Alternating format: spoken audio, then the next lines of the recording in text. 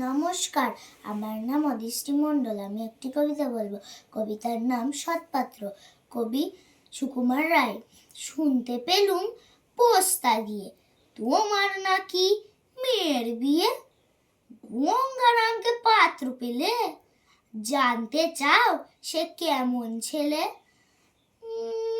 মন্দ নয়, সে পাত্র ভালো, রং যদিও বেজায় কালো। তার ওপরে মুখের গঠন অনেকটা ঠিক পেঁচার মতন। বিদ্যে বুদ্ধি বলছি মশাই, ধন্যী ছেলের অধ্যবসায়। 19টি বার ম্যাট্রিক এসে ঘায়েল হয়ে থামলো শেষে। বিষয়াশয় 20 বেজায়, কষ্টে সৃষ্টে দিন চলে যায়। মানুষ তো নয় ভাইগুলো তার, একটা পাগল একটা গোয়ার।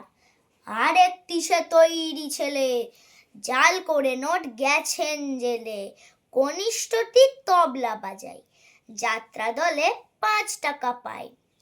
শ্যামলাহিরি বনগ্রামের ভুলে গেল